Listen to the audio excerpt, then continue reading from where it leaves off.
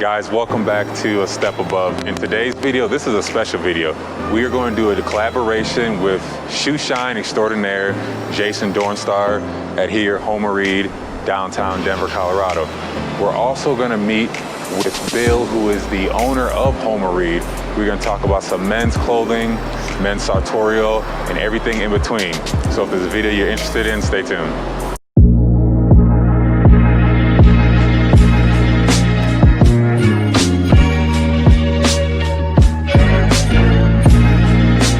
So then this gives him, that guy, the option to do some different suits. It's a nice houndstooth. Yeah, it's like hound. a little puppy tooth. Yeah.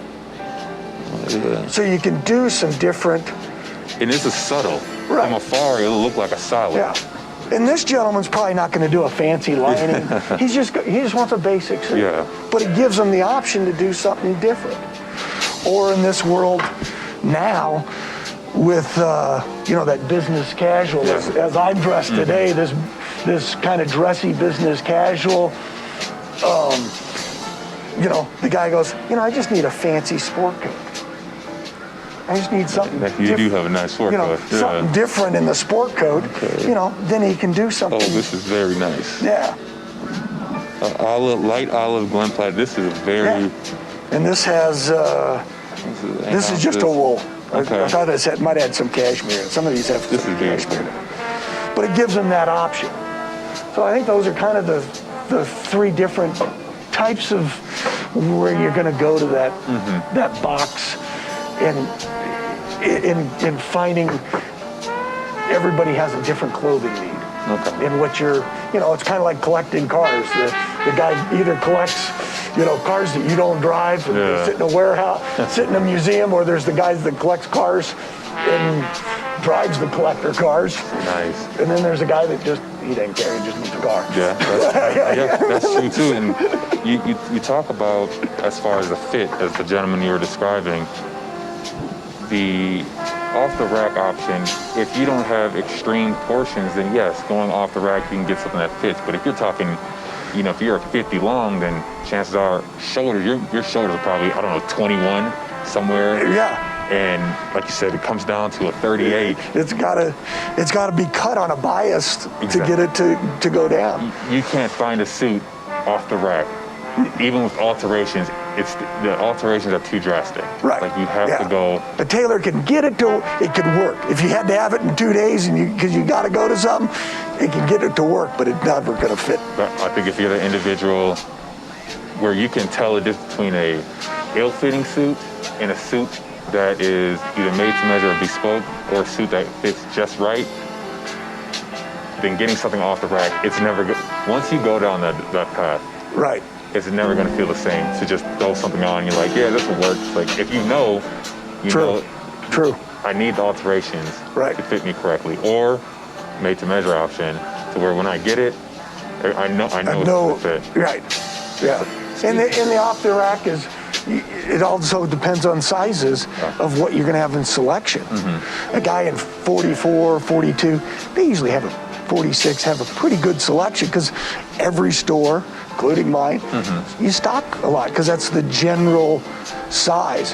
When you're at that 38 reg or that 48-50 reg or long, the selection is, because you're outside the median. So. Stores can't afford to stock it, especially nowadays. A whole other ballgame. Speaking of sport coats, I did a video over what I think the first two fall-winter sport coats should be, and I had a light gray Donegal tweed sport coat, okay, and then I had a brownish tone houndstooth pattern sport coat. It's an Allen Fletcher sport coat. Okay. And in my opinion, I said these two, the brown, you can dress that up, you can dress it down. And the light gray, yes, it is tweed, and you can't wear it to the most formal occasions. As far as a business meeting, maybe nowadays you can. But I think those two would be the best options, in my opinion, for the first two sport coats. So you hearing that, where would you guide a gentleman as far as finding him the first two sport coats that he would need during the fall and winter? during the fall and winter. Let's go for Denver fall and winter. No, I agree with what kind of where you were going as far as something that you can put a lot with. In the sense, we call it a get dressed in the dark coats. And that's kind of how, when we go to buy, that's kind of how we refer to a lot of sport coats. And I can show you a couple ideas if you want. Absolutely. That, you know, I agree with the tweed. The blue blazer is always a classic. Yeah, I agree. And I like, and I think every guy should have, as boring as it is, and when you're growing up, mom and dad always put you in a blue blazer, you know, it's always good to have because you can throw it on. And I always tell a guy, you can leave it in your office and you can throw it on. The only problem you have is if you're wearing navy pants. That's other than that, throw it on with a pair of jeans. You got a client coming in. Absolutely. You got a hot date and you got to go and you got to look nice that night. And you just throw it on. You can throw it on. You can throw a navy blazer over a polo, a sweater, some type of knitwear that you have, and the other option is this is like year round. Is you're talking fall. Get this in a flannel. Yeah. Do a flannel. You used to only wear this in the summer. Yeah. And then you'd wear a flannel blue blazer in the wintertime.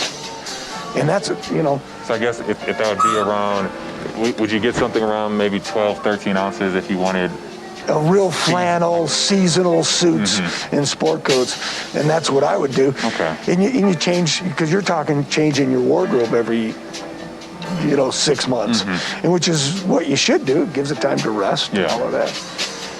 So a flannel blue blazer, gives you that. This is one of those coats that we just got in. Nice. That is actually, at first look, you go, man, that's got a lot going on. But it's a dressed in the dark coat. Yeah. It's got a little loft to it, but you can throw on a navy pant. Yes, you can throw on a brown pant. You can throw on a pair of jeans. You can put a tie with it. You can put a nice blue Oxford cloth shirt and a nice tie with it. Yeah. A nice sweater vest underneath it.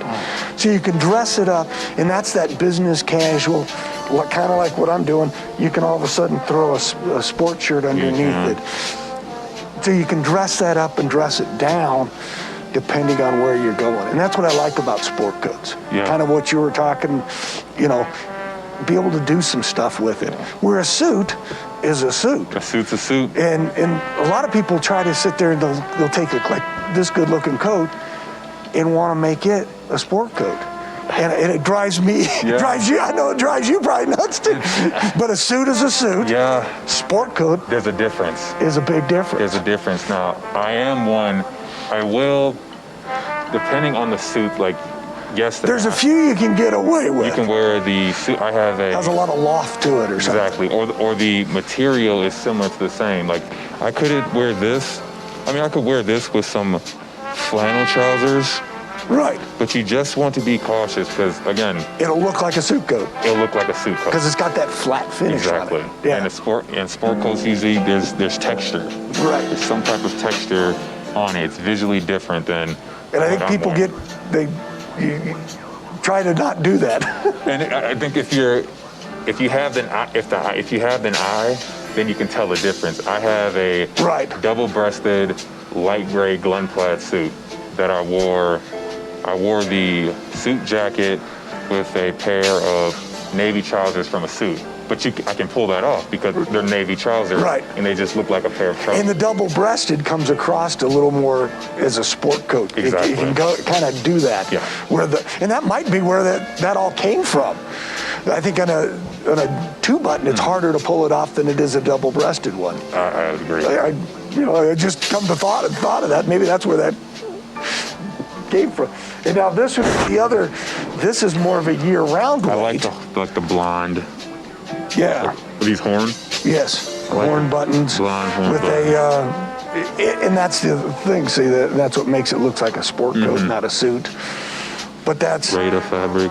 But in Rada's fabrics, that's kind of the big thing now. Laura Piana used to be, or still is, one of the best fabric houses around. But they've gotten so expensive. And the Rada fabric is actually really a nice fabric.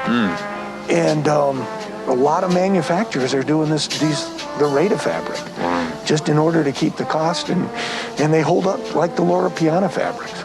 So I mean, that's another one to kind of look out for as the future of coming. Would this be a? This would be more of summer. Technically spring summer, but in today's world, this would be a year-round weight too. Okay.